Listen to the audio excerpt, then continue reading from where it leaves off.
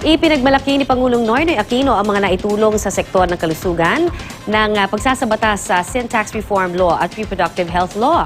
Lumaki kasi ang budget na nakalaan para sa kalusugan dahil sa mga ito, kaya't mas maraming natutulungan ang pamahalaan. May ulat on the spot si Teresa Andrada. Teresa? Connie, ibinida ni Pangulong Aquino ang benepisyong natamo ng sektor ng kalusugan dahil sa pagsasabatas ng Sin Tax Reform Law at Reproductive Health Law. Matatanda ang naging masigasig si Pangulong Aquino na maipasa ang dalawang batas na ito sa mga nakalipas na taon. Sa katunayan ay sinusipkahan pa niyang urgent ang dalawang panukala habang nasa Kongreso pa ito.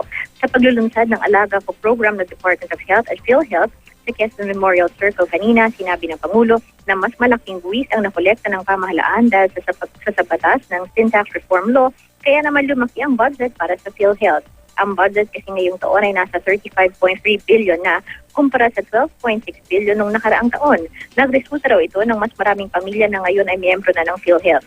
Mula sa 5 milyong pamilya noong 2013, ngayong 2014, nasa 14.7 na pamilya na ang makakabenepisyo sa serbisyo at programa ng PhilHealth. Kabilang sa mga programa para sa mga indigent o mga mahihirap na pamilya, ang no balance billing para sa mga pampublikong ospital kung saan wala nang kailangang bayaran ang mga miyembro bago ilabas sa ospital. Connie, sa kasalukuyan ay nakabalik na dito sa palasyo si Pangulong Aquino at ilang minuto na lamang ay pangungunahan naman niya ang panunumpa ng mga bagong opisyal ng PCCI, PhilExport at Anvil Business Club. At yan muna ang latest. Balik sa iyo, Connie. Maraming salamat, Teresa Andrada.